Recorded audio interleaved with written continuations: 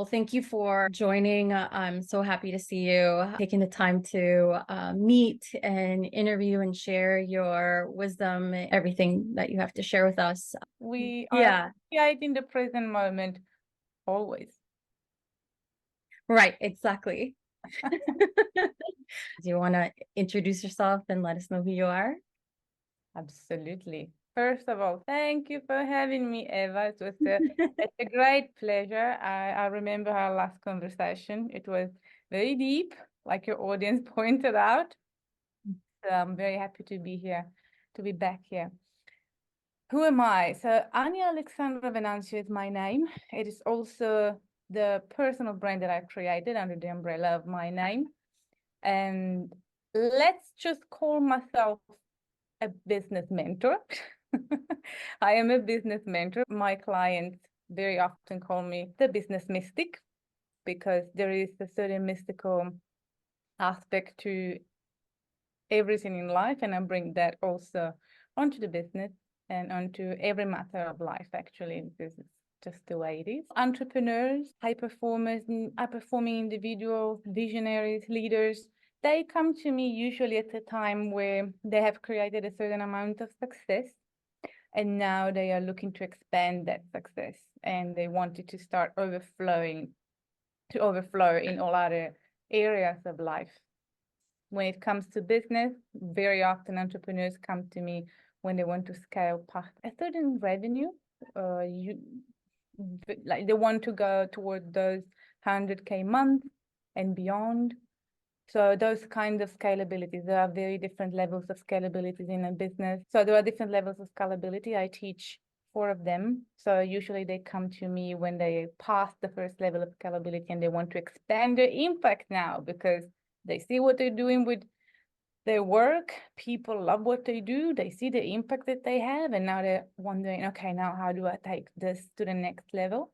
And very often there's a part of them that's also wondering, how do I take myself and my life to the next level? So that's where I come along. That's really interesting. Thank you for sharing. How did this idea come about?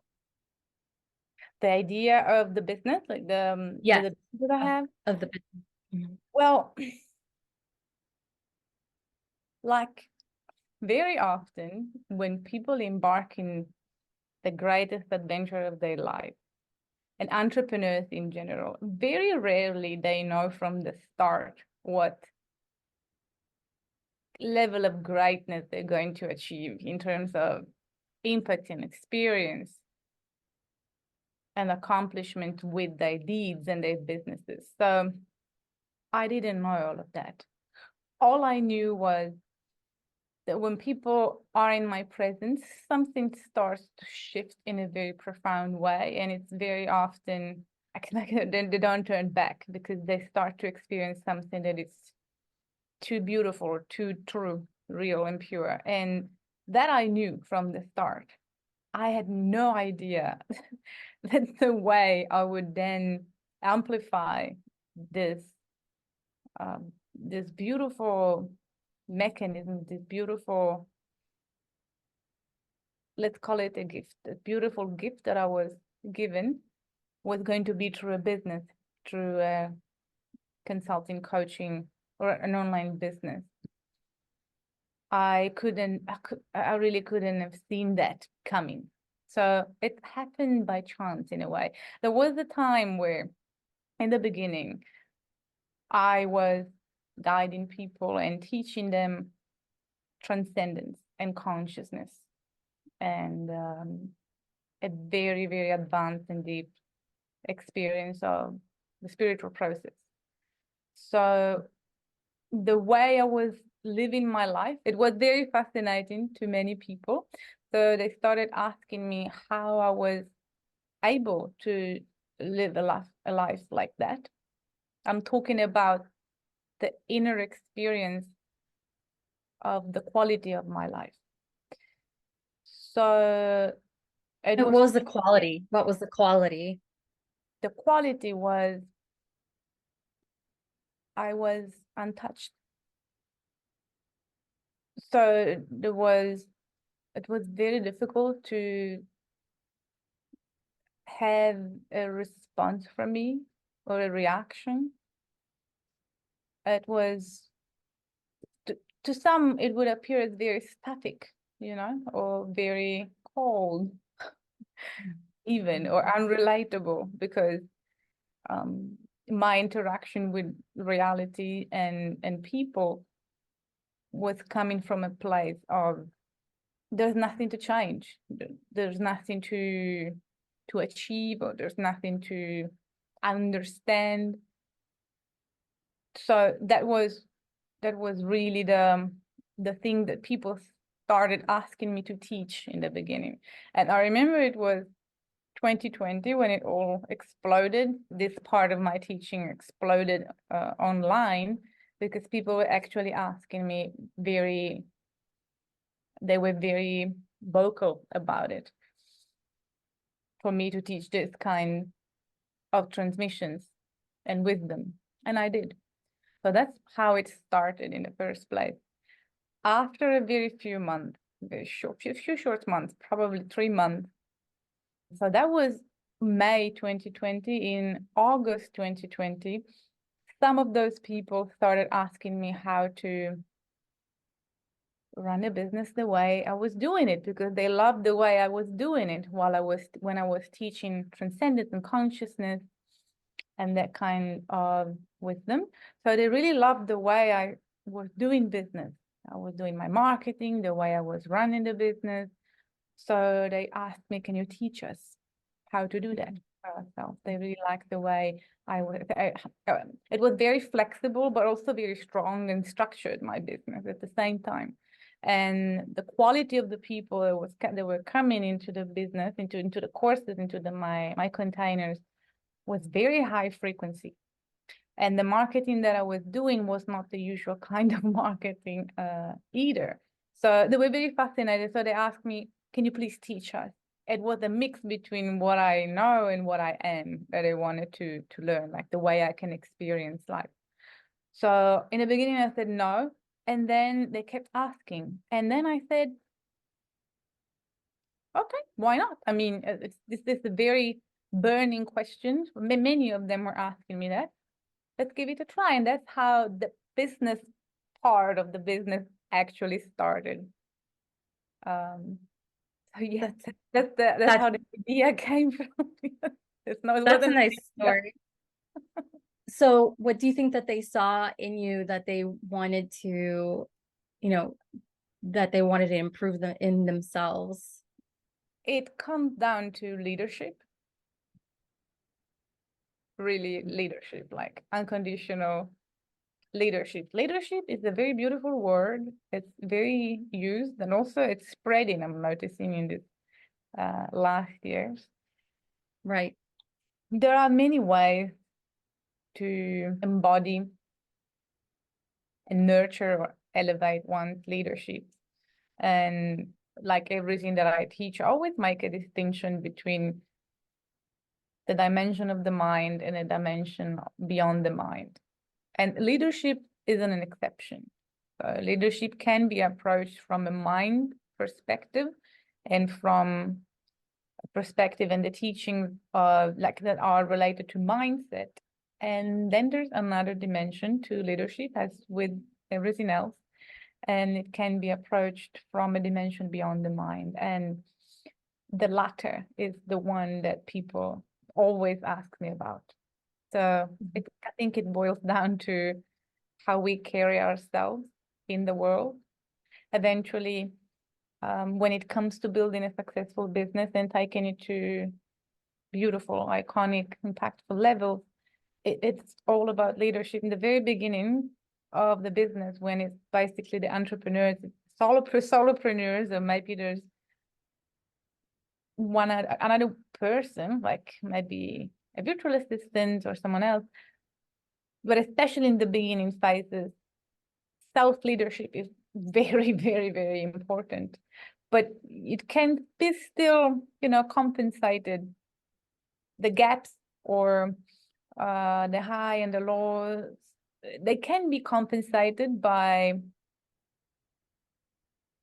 energetic touch-ups. But when it comes to actually running a company, leadership is not an option. One leadership style will determine how fast and also how enjoyable the growth of the company and the business will be for the person and for the team members also, and for the people around the entrepreneurs, their loved ones, the families, and of course their employees, the team members, and their audience as well. So yeah, I would say leadership. And I really like how you touch upon how you make work enjoyable as a leader. Can you expand on that? And then along with that, I'm sure leadership also comes with confidence, right? Where have you always had that since a child? Where does that come from? So it's two questions. When it comes to leadership, the reason why most people struggle to be in a position of leadership, whether it's inner leadership or outer leadership, is because there is the lack of perception there. It's it's funny because it's so simple to me, so I want to make it simple also when I talk about it. But there are many layers to it at the same time. It's very multidimensional. Let's put it this way. A human being experiences life based on the level of consciousness that they are at in that specific time of their life. Very few people are stable in one level of consciousness. Very few people. Most human beings oscillate, they go back and forth between a couple of level of consciousness. So because of that, most of the time is spent to bring themselves, to bring the person back to the highest level of consciousness that they have experienced so far. So it's the managing of the person to sustain a certain level of discernment, precision, clarity, perception. So the enjoyable process of running life and the business, of course, really is rooted on how much time a person spends bringing themselves back to the highest level that they have of mastery of themselves.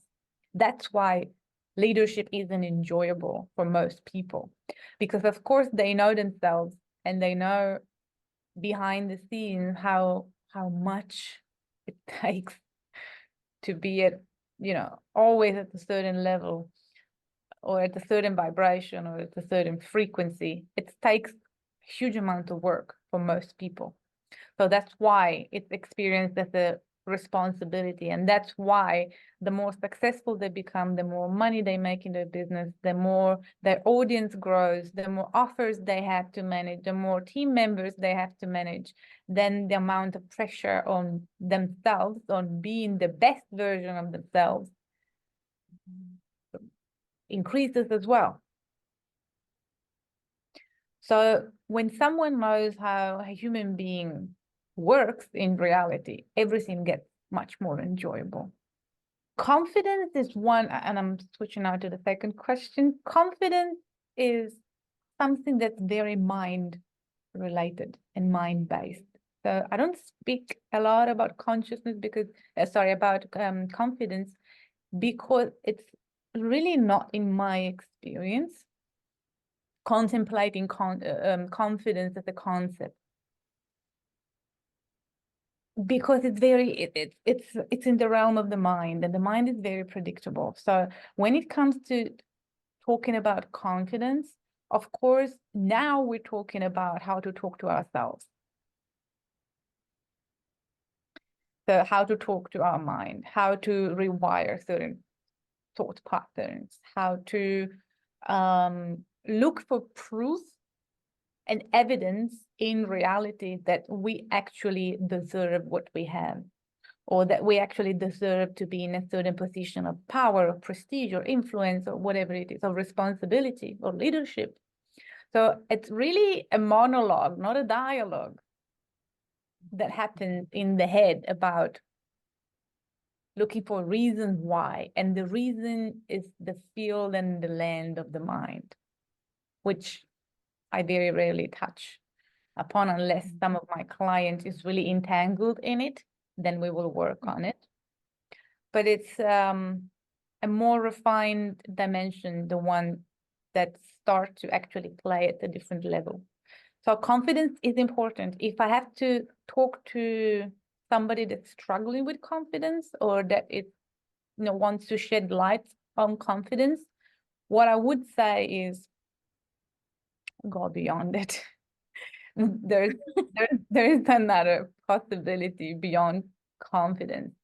Of course, I can relate to confidence from when I was an adolescent, because back then, of course, I was developing in my powers, many powers, and I, of course, had a big chunk of my I would say also childhood, trying to understand how this world works and what I'm supposed to do to fit into it. Because since I was a child, I truly knew that I wasn't meant for conventional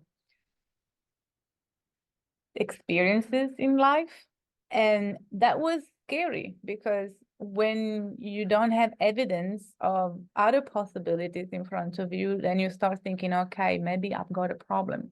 Maybe it's me. How do I do this thing here with the way I am, So I remember, I absolutely remember. I have experience, of course. I've had an experience of confidence when I was a child or when I was an adolescent, growing up, when your body is changing, when you still don't know who you are, in terms of what shapes are you taking, all these kind of things.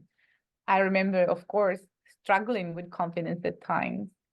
Also because I started school 1 year early than other children, because I asked to. I really wanted to go to school. I wanted to learn I started at 5 instead of 6. So what happened is that most students were already developing, and I was 1 year younger. So my body was still a body of a child. So I felt like, oh my God, like I started seeing all these schoolmates starting to wear makeup and all these kind of things. And I was like, so my confidence. Were you 1 year behind always, or in school? Yes. Let's say in middle school. Okay. I started at 5, and in Italy, where I'm from, people started 6. I was 5. So when, for example, a girl was 14, I was 13. And so I was always like 1 year behind. That's really beautiful, because I feel like that helped you kind of develop more confidence at that age, because you were seeing other people who were at least a year older than you, and at that age it makes a huge difference, right? Yes. And I know that we've talked in the past, and I really loved your beautiful stories about sailing.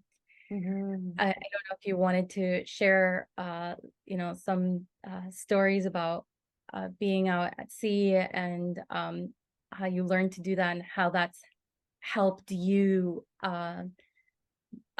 build that leadership within your company, to have confidence in yourself that you're able to push through to be an entrepreneur. That's a very interesting question, Eva. Thank you for asking. Because you see, it's a rare opportunity that I have, talking to somebody that actually knows about my sailing identity, because you do. Most people don't, so they never ask question about it. But I think it's really important. I think it's important because it makes up who you are, right? And I think that that's what shaped you, as far as not having a direction, but really sailing and enjoying the journey, right? And so not really having like you said, like a pamphlet or something to guide you and tell you exactly how to get to be successful, right? And what you're doing right now is thriving. It did play a role, a big one in my life. Coming from a family of, like a sailing family, the sea and the Mediterranean were my cradle, really, when I was a child. I grew up on waters, and I grew up on different sailing boats. I could say so many things. There are so many entry points into this story and into how this really shaped my experience of life. But let's put it this way. Sailing is a very humbling experience. It is an art, and very often it's the art of waiting and the art of patience. You cannot control nature. You cannot control the weather. You cannot control how your holiday or how your route, your sailing will go. You will be forced to, to stop somewhere for 2 weeks. Happens very often. Lands are going to be changed. Flights are going to be missed and lost. And the boat is the very amplifying element and very amplifying space, because it's a small space.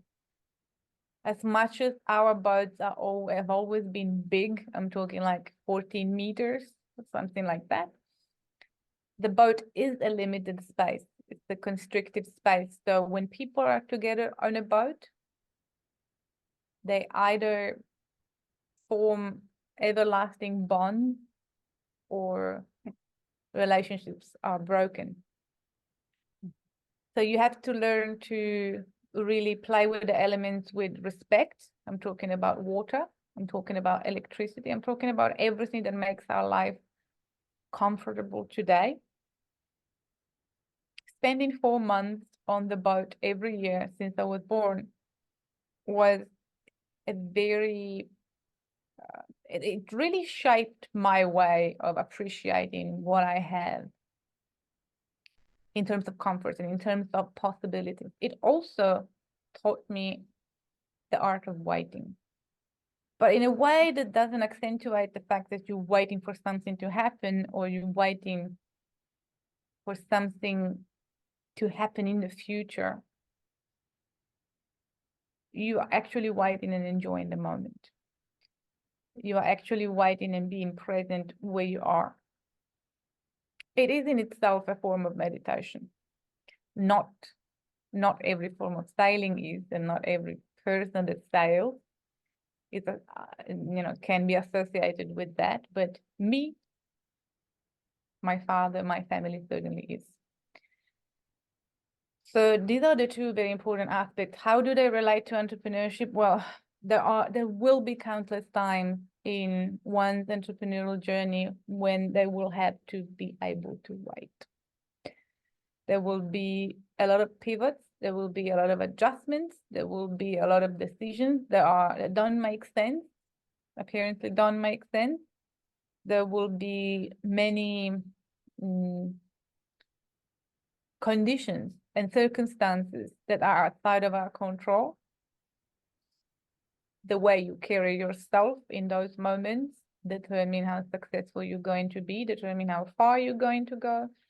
Really the art of waiting. And very often this coincides with the moment of the void, where the person, the business, reality in general is really transmuting into completely different scenario. And what's next isn't there. What was there is not there anymore.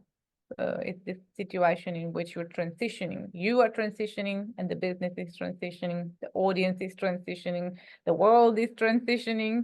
Many things can happen. So being able to always come back to the eternal now, which is all there is. This is part of the teaching that sailing taught me.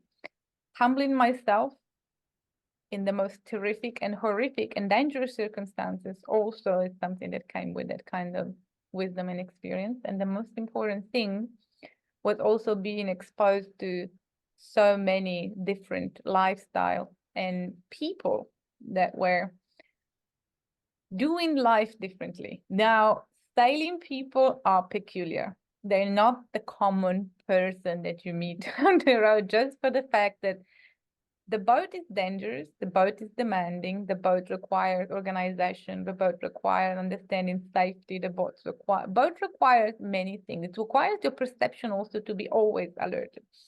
You know, safety is very important. It's not that you drop anchor in a bay and you just go and leave the boat there. You have to be aware. You have to, like, your senses are very heightened. You have to be aware of where the wind is coming from. Is it changing? Can you smell it?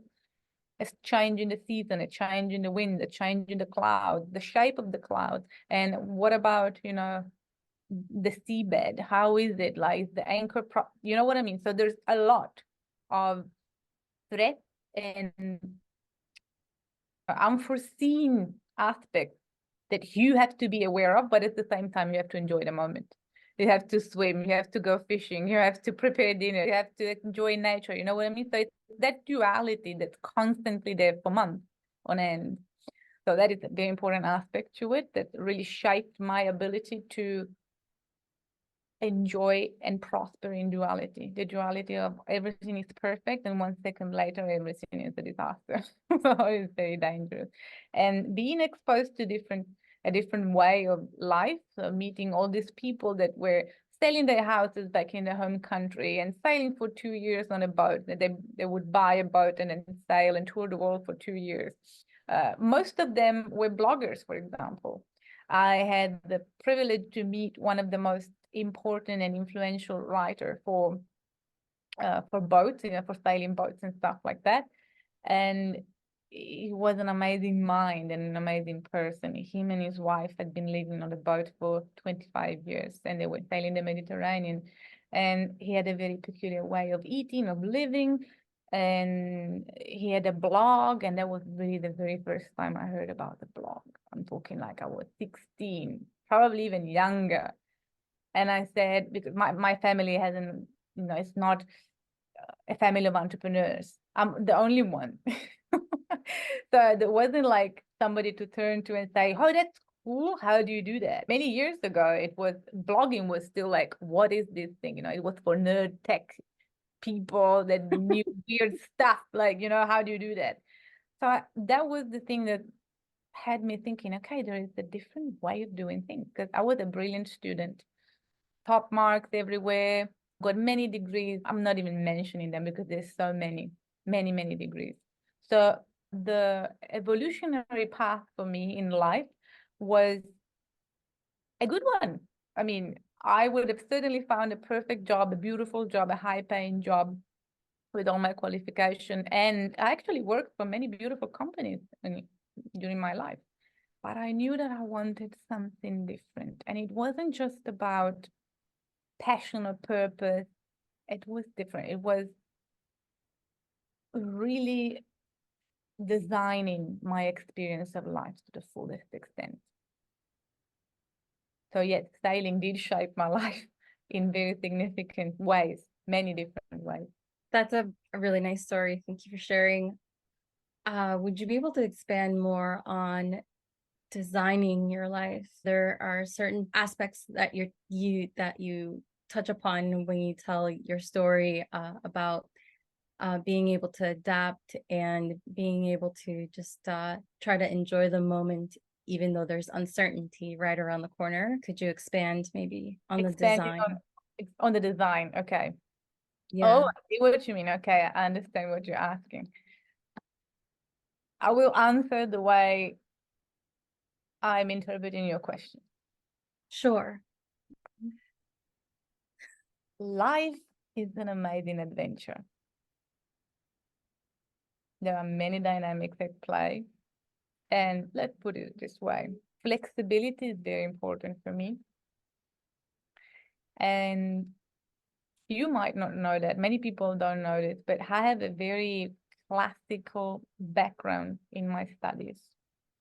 I studied ancient Greek and ancient Latin languages, and I have a double degree in Spanish and Italian. So I was Sorry, what kind of degree? A Bible degree? No. Bilingual. Not a Bible degree. Not yet, not yet. A Not yet. bilingual, not yet. A bilingual degree. Yes. Okay.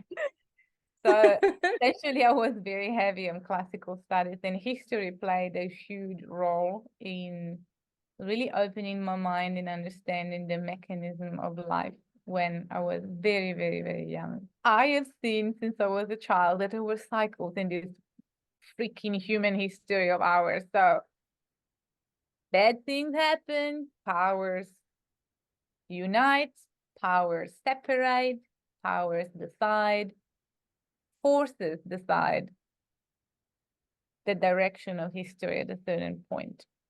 So for me, it's very clear the cycle of life and the cycle of human experience and also the cycle of human deeds, of what we do as humanity. So I was very clear since I was a child that I wanted to be able to be flexible, and I wanted to be able to move, and I wanted to be able to experience life where it felt the most aligned to my values, to my frequency, let's call it this way. So a life by design for me is really being able to make sure that my standards are met when it comes to the quality of the atmosphere where I am, the quality of food, the quality of the people, the quality of the energy, really the energy around me. So basically being able to move was very important to me, clearly. So that's my life at the moment. I move a lot, and that's by choice. And it didn't happen by chance. It's a lot of planning, a lot of intentionality more than planning behind it. From a life by design, that's the most basic aspect that I can touch on, when it comes to creating your life by design. But it also comes to different possibilities and opportunities in life, options that you have when you start building a life by design. I wouldn't have been able possibly to, I wouldn't have, I think, who knows, we don't know, but I wouldn't have met the love of my life, Stefanos, if I wasn't able to move the way I could. And maybe we both wouldn't have been able to continue the relationship if we were not able, or if I was not able, and him as well, to be flexible in the way we move. So it's just a part of it. But flexibility, let's call it flexibility. For me, it Really, varies from person to person. I really love that. It's a really honest answer. And I've seen you and Stefanos together. Your relationship is really beautiful. I've seen you sing together, meditate together. I think it's beautiful. And I think I recently saw on your Facebook that you got married recently. Congratulations. Well, I think you mentioned it in one of your posts. I saw you on video. And things are changing. You're able to purchase property together, right? Yes. I was we were in Paris. Yes, I did. We did. You did. I know you shared that. You said you recently had fever, but I really loved how you mentioned that that you got fever, but to you it was like the right time. And I really love that you welcomed it. Some people don't welcome fever that way, but it's actually a good thing to get fever, to get all of the impurities out of your body, right? That's how my mother explains it, which is good. But I really enjoyed seeing you there, and really just enjoying life, just really nice. Thank you. I felt horrible but happy. And not all places you were in Paris. That's really funny. I have a list of questions here that I wanted to get through. And so far, the questions I've asked you have really been organic with everything that you've discussed. And I want it to be a comfortable conversation, and it has been. So thank you. Next question is, how do you build a successful customer base? Very good question. There are many ways to go about it. I think with all the options that we have today to market our brand and put our brand in front of people, one thing must never be forgotten, and that one is there are people on the other side of the screen. And the way we connect to people is really what is going to make them come to us, enjoy their time with us, and stay with us. So for me, what I've always focused on in my businesses, whatever the business, has always been curating the experience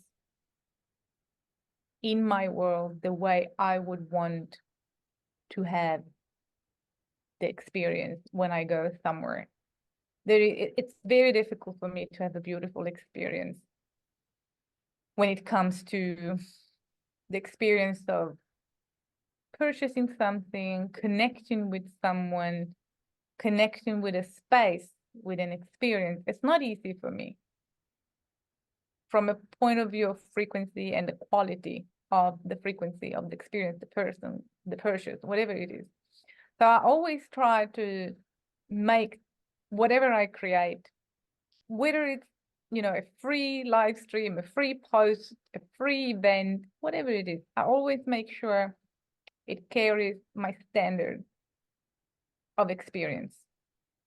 I always make sure the people that decide to actually step in that container, that experience, they doing it from a place of consciousness and intentionality. So you build a customer base, basically building a relationship base. That's the best way I can explain it. Because then when it comes to the strategies on how you do that, there's so many of them. There's organic, there's paid, there's different style also of marketing, of strategy, depending on what kind of business model you want to apply to your business and what level of consciousness you're talking to, what level of consciousness you have. There's many ways. But essentially, the most important thing to remember is that it is an ongoing conversation with people, and people stay when they understand and they feel that you are here to stay in the first place. If they feel there's a certain level of inner outer leadership and that you are actually embodying, you are here, you are not grounded, but you're set to stay, like they feel it, whatever happens, you are rock solid. That's how you build a customer or an audience base. That's really nice to hear that you share that with your clients, that you explain to them that you're always there for them, which gives them stability and reassurance in themselves, which is really nice. I'm not there for them and not for my clients. This is important because you asked me about how do you build an audience or a customer base or client base. Yes. I'm talking about the perception of people about your brand and about your presence. Because the most important thing is that I am here for myself. The most powerful thing I can do is to show my client and audience that I am here for myself always. I never let myself down. They must do the same.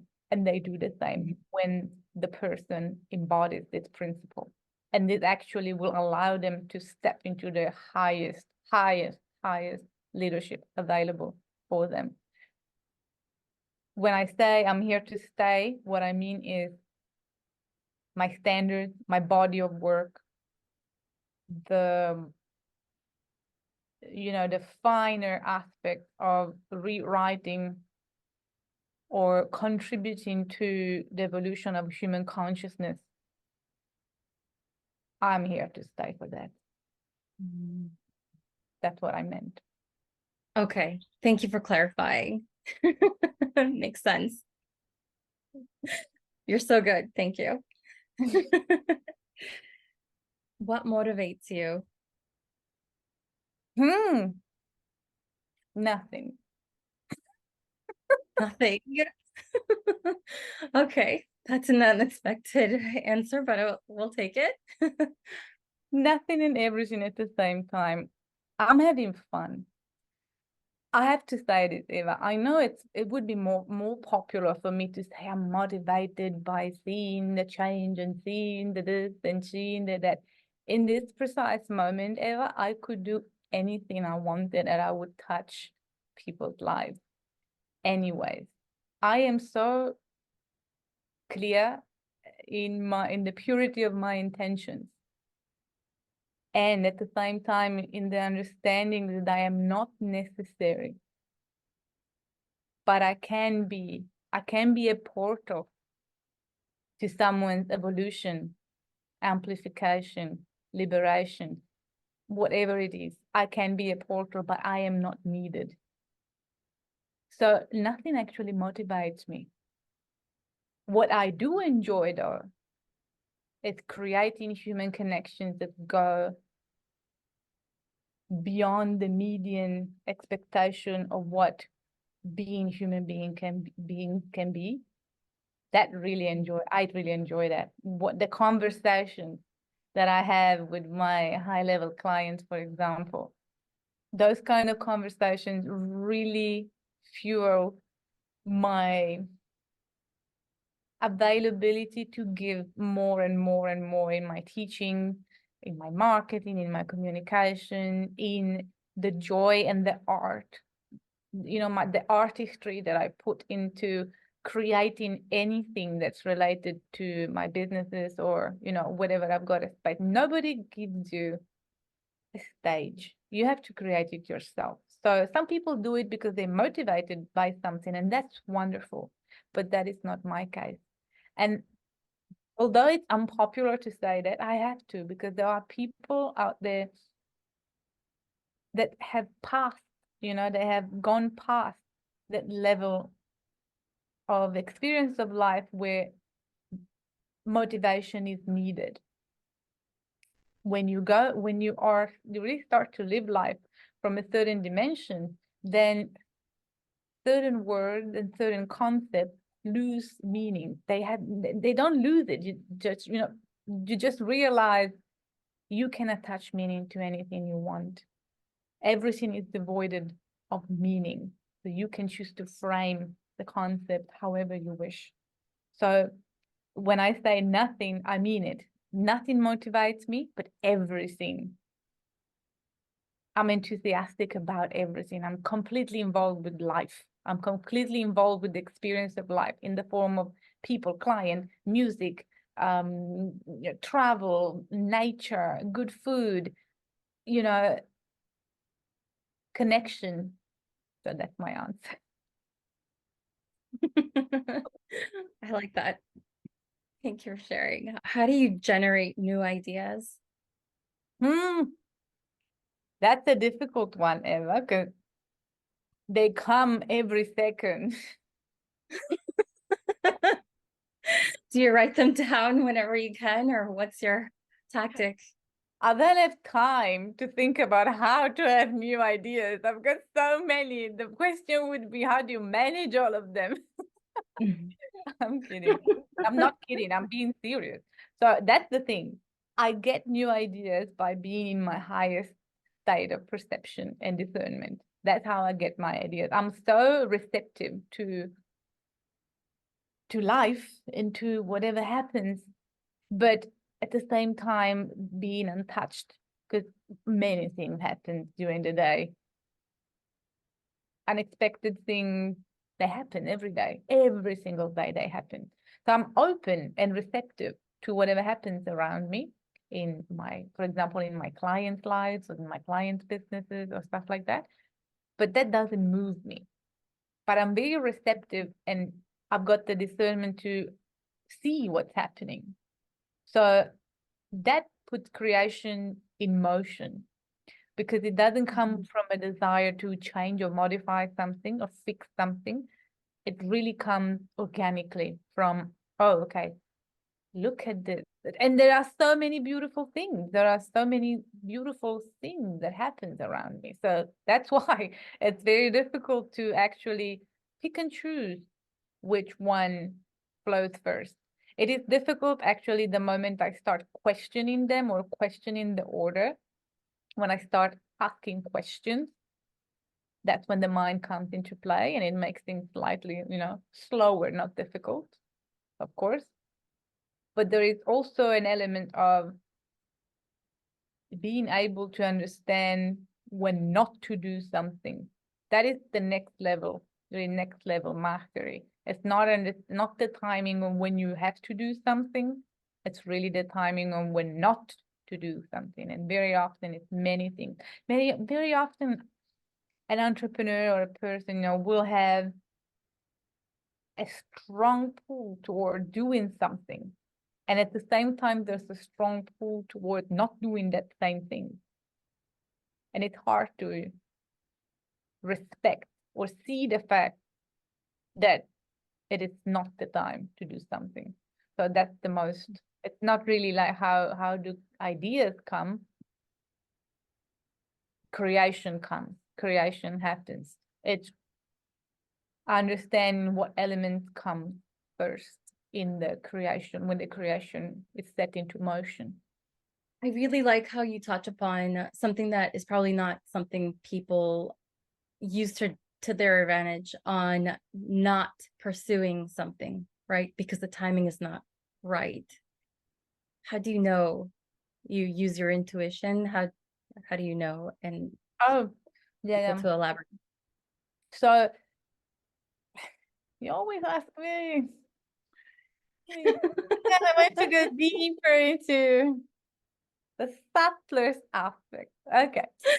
So intuition is amazing. It's very fun. And it's also already a super high degree of intelligence and connection toward the higher intelligence and wisdom. It is still mind-based though. Intuition comes very handy and useful when, a person learns how to use it, how to be in tune with the intuition when they're still in the manifesting stage. So they are actually manifesting beautiful things or whatever things in their lives, in their experience of life. So in the manifestation process, intuition is fundamental because the mind needs to actually lead you to act on something. Although intuition can be felt in the body, it's really a mind-based process. Already a higher mind process, but it is still a mind process. And intuition will work very often, giving you a very intense nudge, depending on how often or how hard in your life you've been ignoring the higher signal. So it will speak to you in a way. So it will give you a nudge, and it will give you a nudge that's related to the area of yourself or of your life that you are avoiding, not you, Eva, that a person is avoiding. So it's very predictable also. When you go to a level of observation that's very pure and unbiased and stable, you already know. That intuition allows you to dissolve energetic knots, allows you to go faster, and it will give you energy burst, of course. So there's this excitement, but a flame needs what? Flame needs energy. A flame needs to be fueled. So intuition also does need to be fueled. Flame needs to be fueled. So it's a constant fueling and burning, fueling and burning. So at one point, in one stage, when we move from manifestation to creation, that changes because one's consciousness cannot be chasing, the flame all the time. It's tiring. That's maintenance. So that's why actually many people come to a manifestation plateau in a way. So to that point, intuition is amazing. But the point with that is that it will always tell you to do something. It will always tell you to do something where the energetic charge is the highest. So then you have an energetic discharge. So then you get tired. Then you have to replenish yourself. Then you have to maintain yourself. Then you have to keep yourself to that level, you know? So that's the mechanism. That's how it works. It's a very good training. It's a very good life training. But then when it comes to a smoother and a more effortless way of creating the reality that you want, that is when a human being really start to experience moving with the body. I know it sounds weird, but that's the way it happens. Moving with the body, it's the way it goes. Essentially, your body and your identity is already moved where it needs to be. So it's as if you would see yourself already into the other reality, into the other possibility. There isn't time to think, really. Because you've stepped into another identity, then now you already know how to act. And you already know what to do. That makes sense. It does make sense. Okay. I understand where you're coming from. You're using a lot of words that most people are not used to. I understand you because it's probably why we connect so well, and I understand your language and where you're coming from. And it's so easy to follow what you're saying and stay present, right? But for some people that are watching this probably don't understand how to tap into that. Is there ways that you can maybe share with people how to learn to tap into their intuition, how to learn to use manifestation, to understand what consciousness is? So these are huge topics for people, and you know, it comes to surprise to some. So if you could touch upon that, because for some people it might be like a surprise, or like, you know, they just can't, they don't understand the language. They're not there yet, right? These are huge topics, so let me try and give them an opening so that maybe they can deepen further. The first connection to truth and knowledge and consciousness really came to me when I was 5 years old. So it was a dissolution experience into my surroundings, and it was very scary at the time. So what I'm trying to say is that I had no preparation for this kind of thing in my life.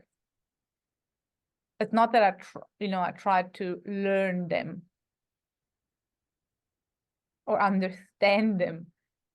It was, Can you can you share the experience? Can you share the experience when you were 5? That's a very early age to understand that. Yeah, that's why it was very scary. Essentially, what to put it short, like in a short way, because I know you want to go into other topics as well. But essentially, I was on a deserted beach in the Mediterranean, and it was me and my mom. My brother was actually born. I think it was, yeah, it was very little, like 1 year or something like that, even less. But it was just me, my mom, and him on a deserted beach in the Mediterranean. My father was had gone fishing, diving. My father is an excellent athlete and free diver. So it was the three of us, and it was me and nature, and that's it. So at one point, what happened was everything around me disappeared, meaning I was everything around me. I felt myself really dissolve into whatever was around me, which was the water, the sand. I remember being part of the shells in front of me. So I went away. I was there, but I went away at the same time. So when I came back, I still remember thinking, I don't want to leave my mom. I don't want to leave my mom. Like, bring me back, bring me back, bring me back.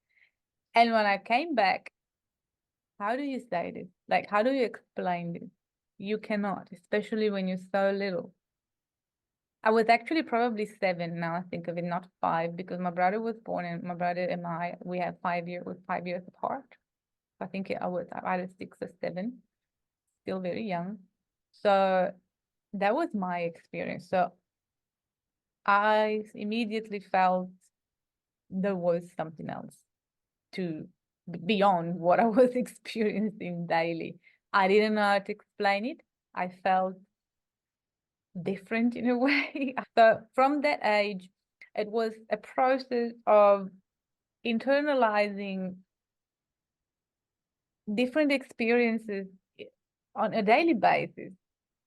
It took me a long time to embrace that. That makes sense. Then, of course, there is yoga, there is meditation, there is, there's so many beautiful disciplines that can open a person up to these realms and start developing a certain kind of discipline. There are various systems. They all go back to the one source. They all go back there. All roads lead to Rome, so I like to say. So I'm not here to recommend one or the other, but I think nowadays people, it's very easy. It's not like millennia ago when these things were for the seekers. There were very few seekers because it meant dedicating your life to that if you really wanted to be worthy of receiving certain kind of knowledge, certain kind of wisdom, certain kind of a set of keys to the infinite. Okay. Today, it's much more available to people. So I'm confident that people will not be shocked hearing this conversation, but will be possibly exposed to a beautiful possibility. And the language is different because certain concepts are different. For certain experiences, there are no concepts. The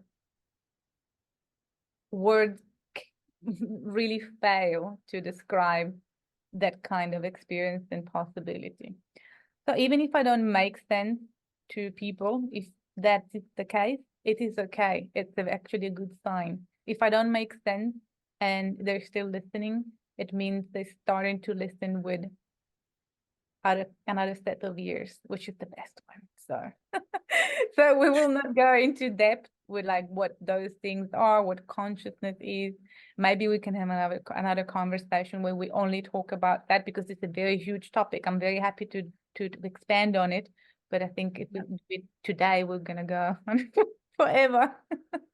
Sure. No, absolutely. Makes sense. I just wanted to make sure I bring that up because, for some people, like I said, these words they're not used to, or they're not familiar with them, right? I know you posted on your Instagram. Did anybody of your followers have questions? And we do have them, but go ahead with yours first, and then okay. Time, of course, we will. I'll ask you 2 questions. I feel like you can always handle 2. Thank you for your trust. Absolutely, I trust you. Do you believe there is some sort of pattern or formula to becoming a successful entrepreneur? And can you share any recent successful client stories? Something massive is happening in the back end of the business, but anyways, so yes, absolutely. So when it comes to entrepreneurship, that's a very good question because entrepreneurship is not a choice. Entrepreneurship is like a pull. Basically, entrepreneurs, we're very good at solving problems. We always improve something. We want to, we gear towards embracing obstacles. I think I wrote a story recently about obstacles because they always keep coming and I love them. I used to be, an obstacle jumper in athletic when I was younger, and it's the funniest thing ever. So what I'm saying is reframing challenges to obstacles. It's the most amazing thing that one can do. Being an entrepreneur requires certain ability, sympathetic and parasympathetic nervous system balancing. It's very much required. Unfortunately, the more the responsibilities and the more the success, the more that switch needs to be masterful. And that's where a lot of, when plateaus are reached, or when situations are stagnating, or where the entrepreneur burns out, this is very common as well. I am mentioning this in relation to your question about like what is the pattern. The pattern to create success as an entrepreneur is really understanding that most entrepreneurs, they're very good at embodying one or two identities that are required to create success. Because entrepreneurship is one thing, and then there are different hats that we need to wear to really create like and scale a successful company.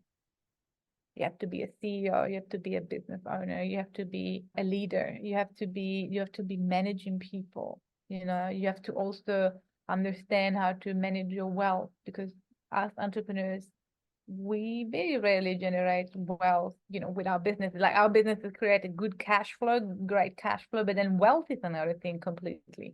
And that is something that most of the time needs to be understood by entrepreneurs, because they confuse cash flow with wealth, or they confuse their business for the wealth creation machine, which is not the same thing. So there are really many pieces to the puzzle. There's different columns and pillars that are necessary in order to scale a business to certain levels, and in order to actually have and maintain more than one business as well. So, because entrepreneurs usually have more than one business.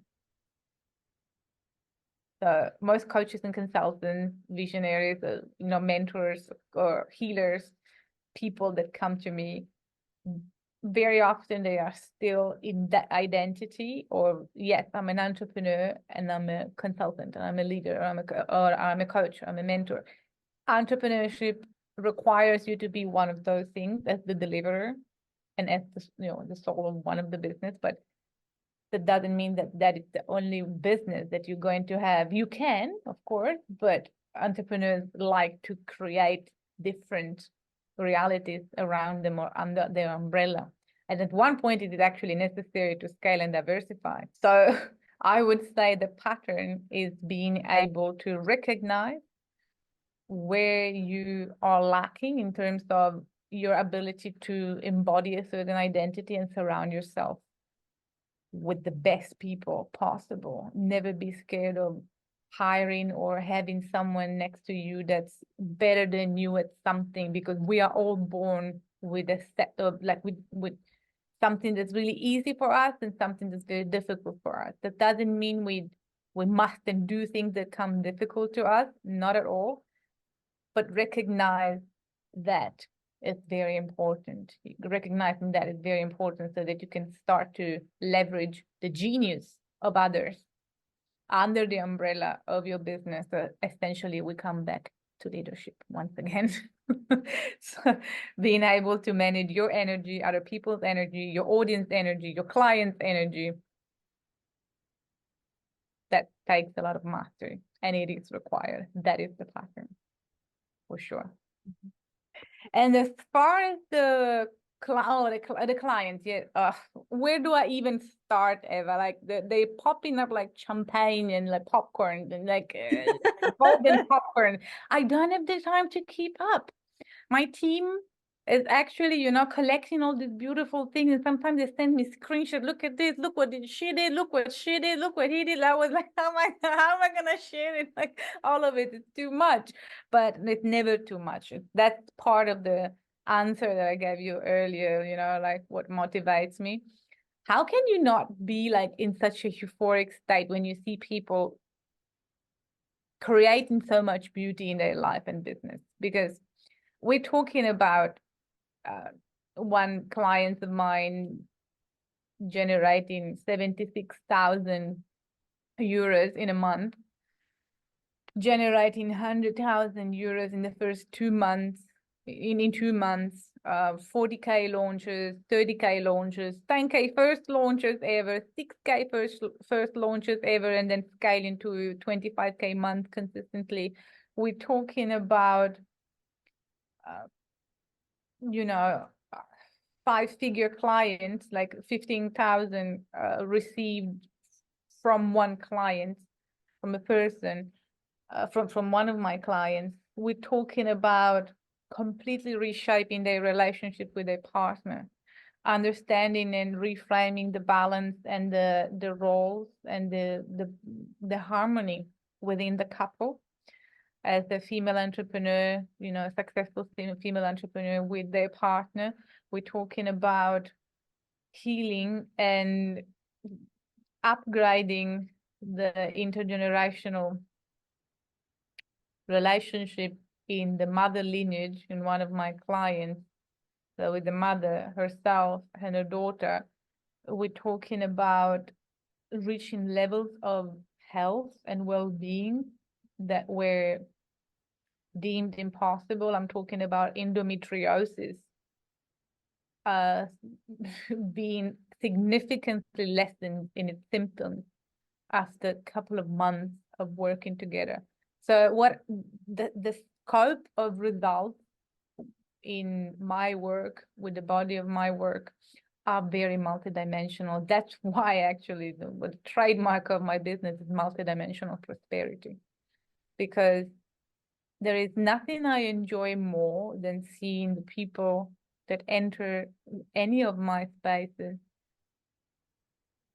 truly starting to expand into their prosperity and elevating their life together with their business, because that's where scalability comes into play. There is a moment where in our businesses we have to be able to change our relationship with time and space and become masters of creation. It has to be done. Otherwise, it will always be a life for the business and not never the business for our life. There will be a plateau in the way us as entrepreneurs, as the people, as the service providers, as you know, the ones that do the magic in the business, it will come a time where it will not be possible to access the deepest essence of us and infusing that into our work, into our teachings, into our services, into whatever we do. It will be impossible otherwise. So there is a certain level, there is something, a very specific person that needs to be embodied at one point, at one stage when it comes to going towards 100K months, multiple five figures a month. And that is the most iconic version of yourself. And that, in order to get there, it's a multifaceted work that has to happen. Of course, there is the very strategic one in terms of the structure of the business, the energetic container of the business, and the energetic container of the entrepreneur as well. The two must work together, and there are specific things that need to happen in both cases. The very tangible, very tangible work needs to be done. And there's also a very subtle aspect that needs to be done. But in my world, the subtle aspects never go unnoticed, meaning they are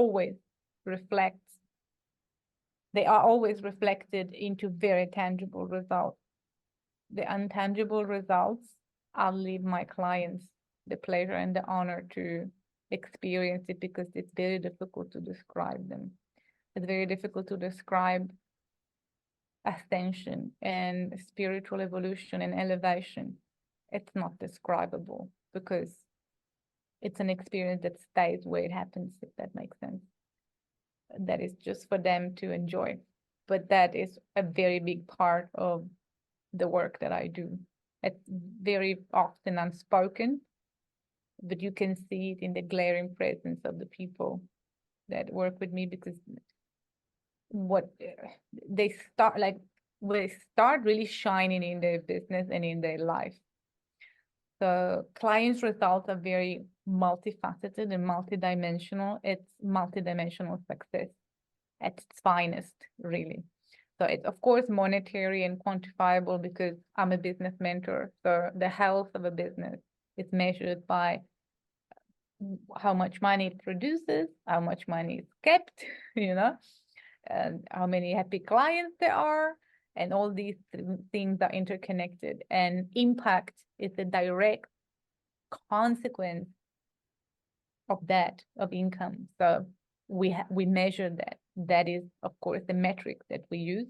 But then there are other subtle aspects, more intangible aspects of them, that goes from they go from really well-being, health, and a newfound joy and happiness in doing things, the connection with the audience, the connection with the work. Because, when you do this thing for many years, or even after a period of time when you have profusely given yourself to the work and to the business, sometimes it happens that the spark is lost. I see it very often. I was today actually re-listening to an interview with Adele. That's one of our clients. She's unbelievable. She's a shaman. And she does soul leadership, exactly that. She's got an academy and stuff like that. And in that interview, she said that what the programs that she's enrolled into allowed her to do is essentially being able to know where to put her hands in the business and knowing exactly what the next move is. She's the master of her own business, of her own reality through the business. And another thing that she said is that she has shed tears of joy like never before, because after implementing certain kind of things and shape-shifting the business in a way that allowed her to actually deliver the way she wanted to. First of all, she had a 19,000 euro launch in 3 weeks. And then she went from 7,000 euros a month, which is already a good thing, to 14,000 euros a month. And now I saw into our portal, to our private group, she just posted that she has copiously surpassed 100,000 euros.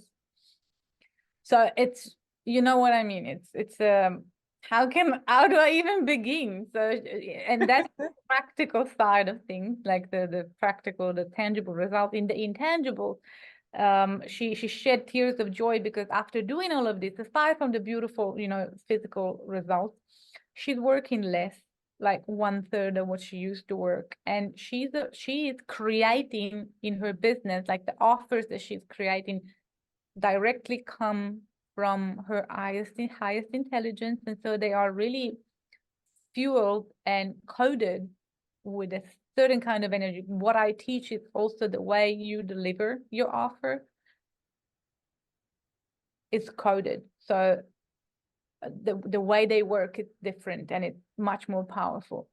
So she experienced that. And as a result of that, she was delivered a bunch of beautiful roses and cards and messages by her clients to thank her.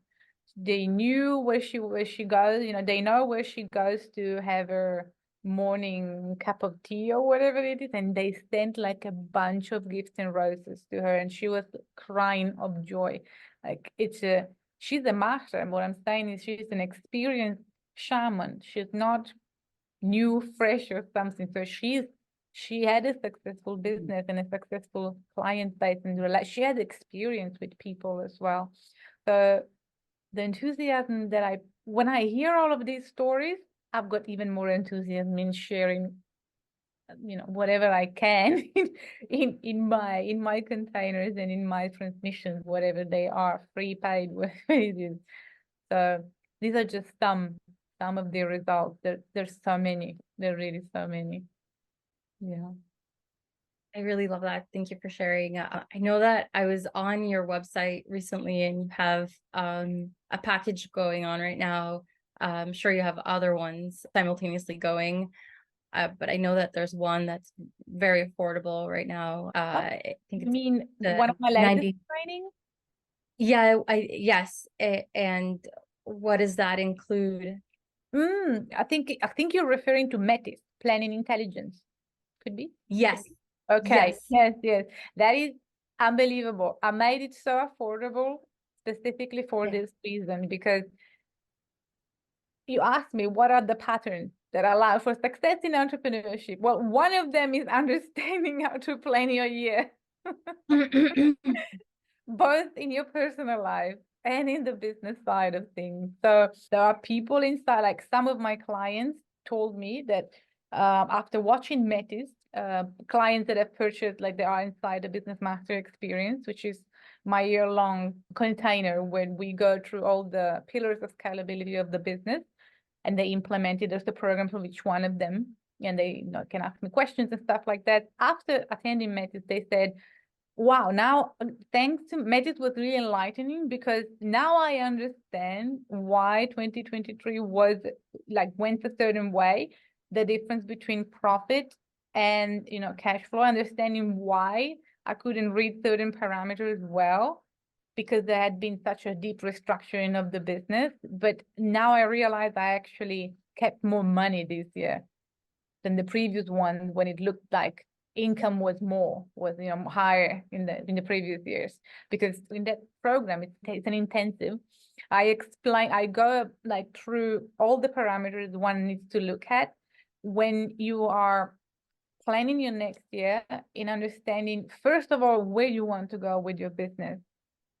Like, are you talking about, there are different phases that a business can be found in. There is the phase of growth, phase of scaling, the phase of startup, a profitable phase. There are many phases. So you have to decide as an entrepreneur beforehand, because that will determine your offer stack, that will determine the business model you will choose, that will determine how you will allocate your resources, which pillar of the business you will allocate your resources. And then the most important part, which is you, meaning like how you're going to be able to sustain all of this. Like, how do you have to really organize your life in order to be able to maintain the business at certain levels? Many things, really many things. Like, I condensed it in that training. It's needed. You have no idea how many entrepreneurs I talk to.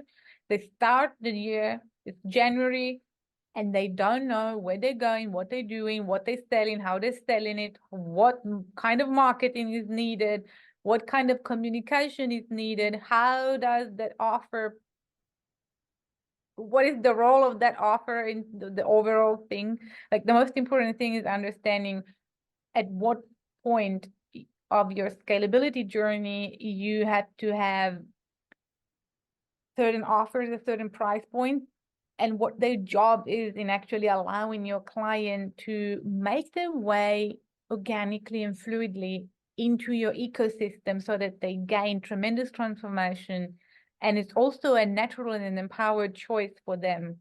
It's really, they will actually do that in their full leadership. And that this is really the artist's job, like making sure that the experience is fluid. That's what I was saying in the beginning. Like, I really focus on to making the experience an impactful one, and one that leaves you rejuvenated and energized. Like, you want to know more, you want to study more, you want to grow more, because you embody in while you do it, and you change and you do things. Of course, different people approach teachings and learning differently. I've got clients that devour everything at once, and they start applying little by little. There's others that like study something, implement something, and they move along, and they have incredible results regardless. But the point is, there is actually a strategy and intentionality into how you plan the year, based on the business need, what the business needs and what you need. So that's what inside Metis planning intelligence. So it's a very beautiful gem, that one. Yeah.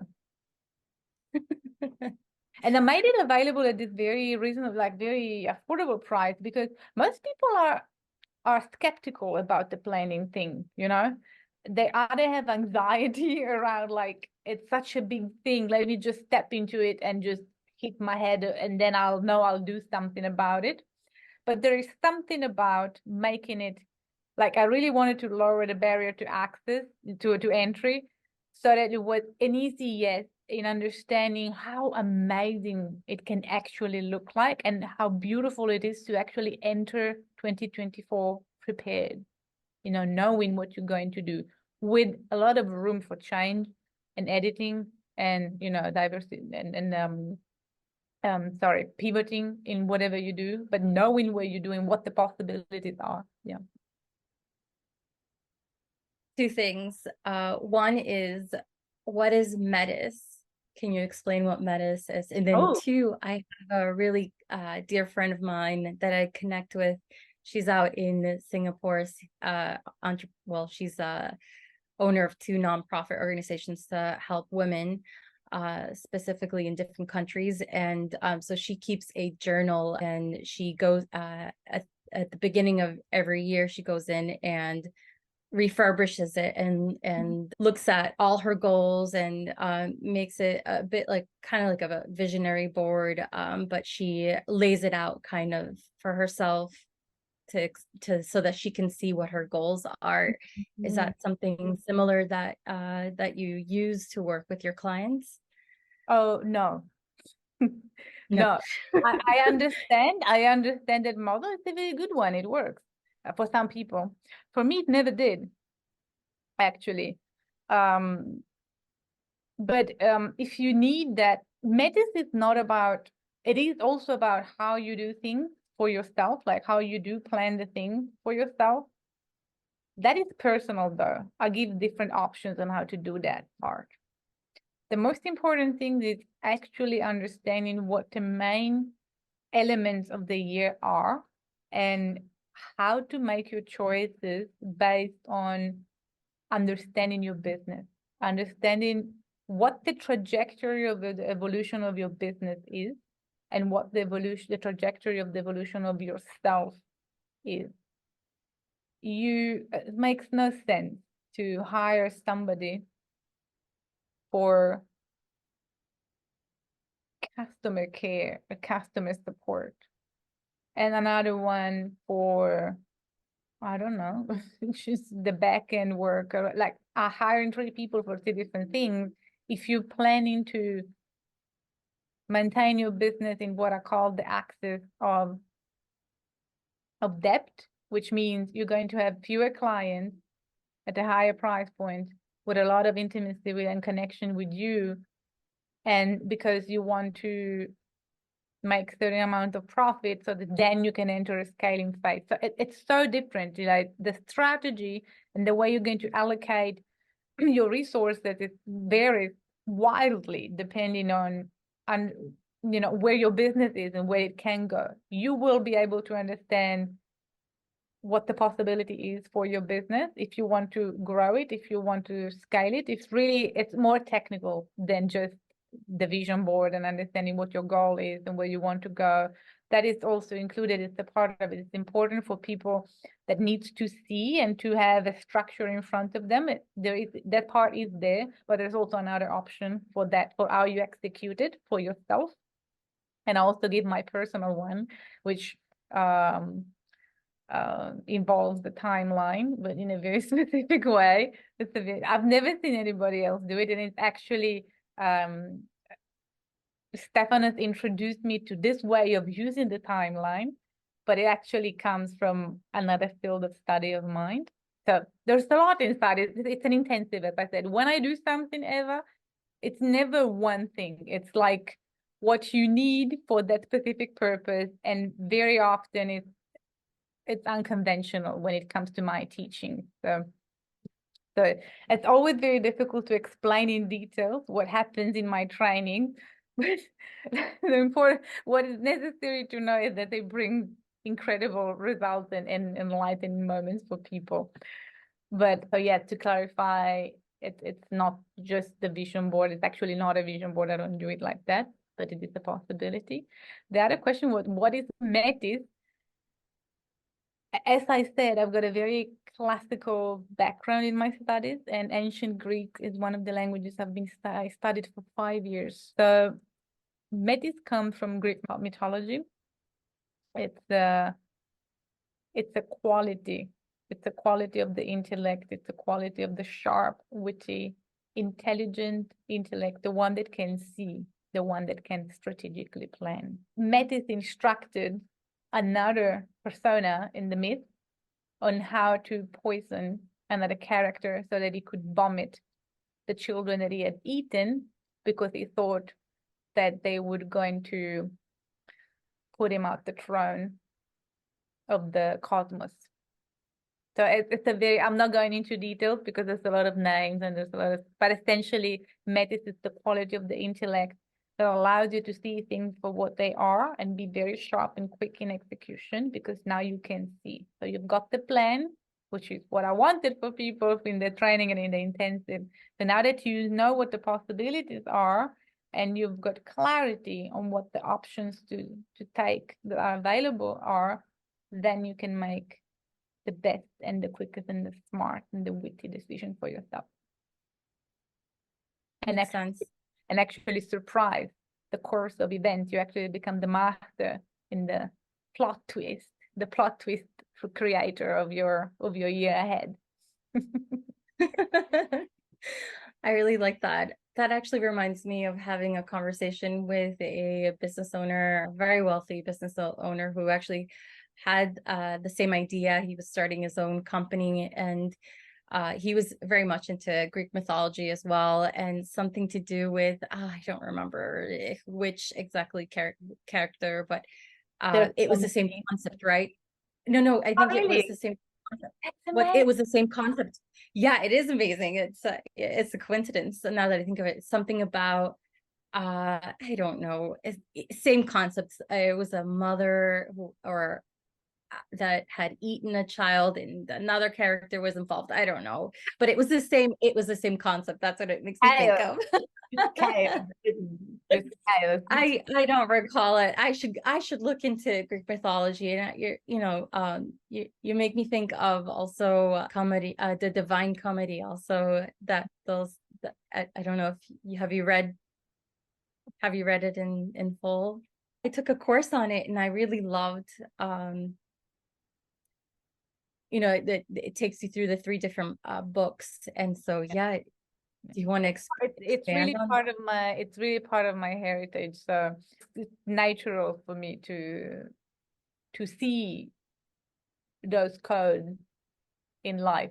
There are many systems. The Greek, the ancient Greek system is one of them. The Latin system is one of them, and of course, Dante and the Divina Commedia, the Divine Comedy. Of course, they are based on the universal matrix. But Dante was trying to explain. He was trying to explain.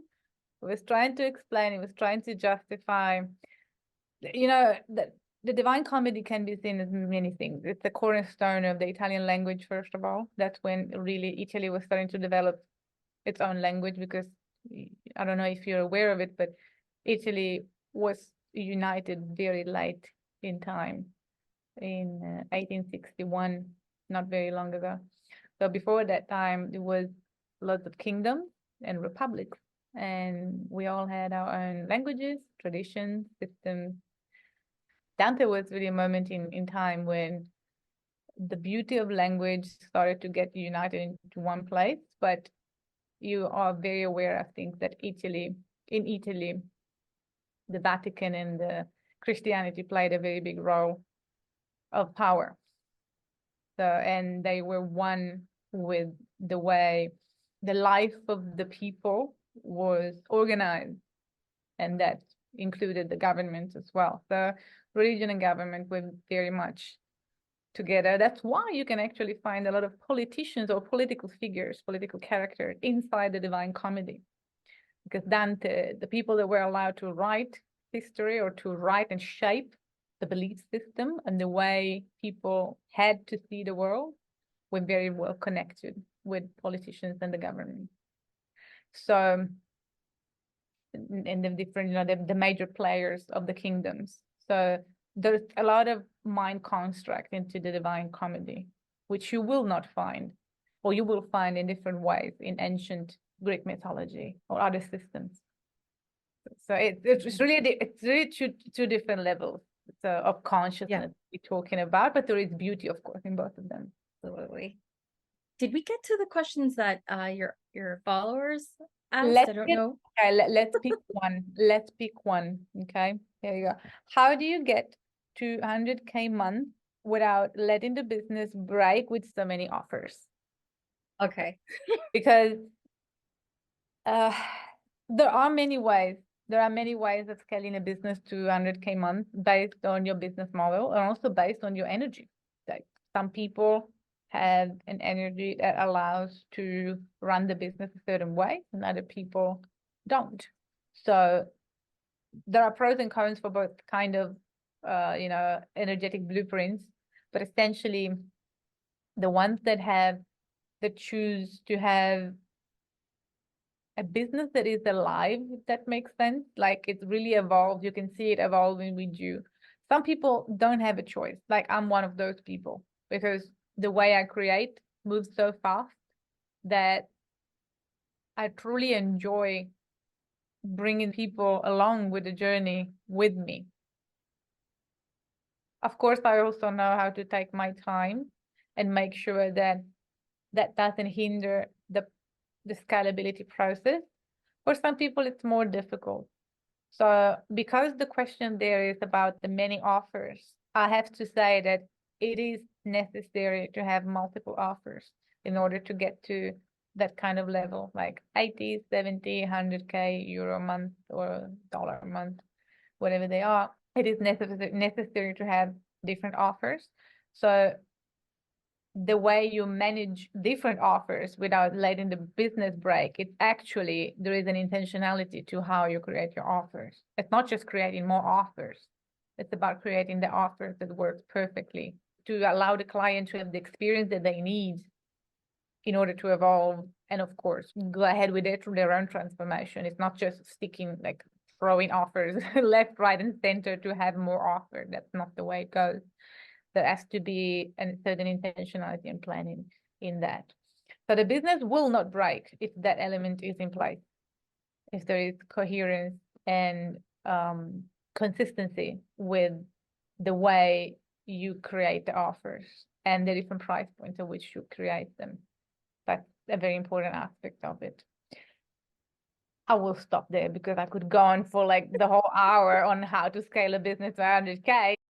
You're very good at that. Going into depth, which is great. Every time I talk to you, I feel like it's so easy, it's so easy to talk to you for that long. But I want to be conscientious of your time. So maybe a couple more questions, if that's okay, or Absolutely. Let's go for it. What has been your most satisfying moment in business? And then two, another question is, so my channel is called Ambitious Presence. Which I love, by the way. Oh, thank you so much. It involves wealth and knowledge, wellness and self-development. What does it mean to you? What do you think of when you think of those two words? The most beautiful moment. There's so many of them. I think they all fall under the kind of relationship that I have with my highest level clients, like my clients, my highest level offers. The level of conversations in those containers, it's just beyond words, beyond explanation, beyond what the mind can comprehend. The intimacy and the nature of the secrets, the confessions, and the beauty that I am privileged to hold, it's undescribable. And of course, I will not share those here with you and with our audiences today, but I would say the day one of my clients sent me a voice note, it was a 5-minute voice note in tears of joy, and she was thanking me. She was thanking me for many different things, including restoring her relationship with her mother after so many years, and completely uncovering now and healing the relationship with the father, while building a wildly successful business from scratch. And the way she was able to really get in touch with her subtle side or spiritual side and infusing all of that in the business. Many things. That message was one of the most heartfelt from me because it was completely raw. It was very beautiful. I could mention so many of them. I've had so many clients, and every time if you ask me that question, I would always go back. I would always go back to the kind of pure relationships that really are created between me and them when they allow it, of course. I've got a very high frequency, high level mastermind, which is called Now's Mastermind. And that is the mastermind where there is a lot of one-on-one interaction with me, and I am like in your business, my eyes are on you, on the business, and we do crazy things together, like very directly. And then there are other containers, the business master experience is another one. And in this container, for example, one of the clients, oh my God, she was pregnant when she enrolled in the business master experience, and she scaled the business while pregnant, like an increased amount in income and all these kind of things. Super surge in personal power when it came to everything crumbling around her, which always happens when you start embracing the next level of your evolution and you say yes to those things. She sent me a message, and she actually, in the interview that we had, shared all of this. For me, was very touching. Like that she shared that she was pregnant during that, and sharing those difficult, delicate moments in her journey. And then this client's baby decided to come to life one day before my birthday. So I was born on the 30th of September, and the baby was born on the 29th of September. And she sent me a message on Instagram, because I don't have a private direct channel conversation with her, from the hospital to tell me that. Now, I've got goosebumps, because once again, it's about the level of connection. And so that is also my answer again, my clear example of how you create a customer base. Like, you cannot fake this kind of relationship. You cannot fake this kind of connection. And these are people that stay with me for years. In Now's Mastermind, there are people that are in their second year plus inside Now's Mastermind. And in the business master experience, it's 1 year. You know what I mean? So there's need to be a certain presence in the entrepreneur and in the brand for people to decide to stay. And they have to understand you're here to stay. They have to feel it. So I think those are the most beautiful things when it comes to the business. Just a couple of examples. There's so many. I received so many messages. And that's really nice. When it comes to ambitious presence, well, I mean, it's just so aligned with also the AAV world, the Ania Alexandra Venanzio world. I think everybody understands what ambitious presence means. But I really like the play on the word, like presence and presence, like presence as in be in the now and be present, like in how you carry yourself in every single moment. And the ambitious, I mean, the way I interpret it, I like ambition. I really like ambition. I think it's a very fun way of experiencing the different levels of life. That is the meaning I put onto ambition. We've discussed before, like we frame things, we put meanings onto things, of course. And then there are intrinsic meanings, of course, in words. But ambition is amazing. And to me, being ambitious in one's presence, like being ambitious in always being present, well, that's the most difficult thing of all. So if there is something a human being should be ambitious about, That's the most important one. So your channel nailed it. The name of your channel completely nailed it. Yes. Thank you. When you talk about levels, for me,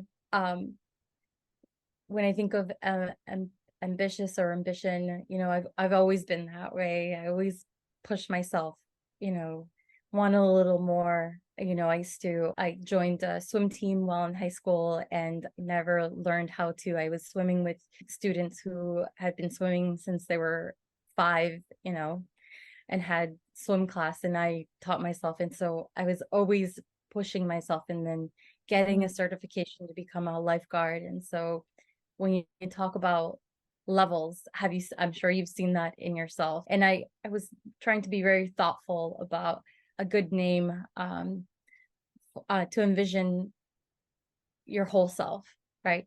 So that was the reason for that name. I really love your presence and connecting with you every time. So I wanted to thank you for taking this time to meet with me. I look forward to working with you.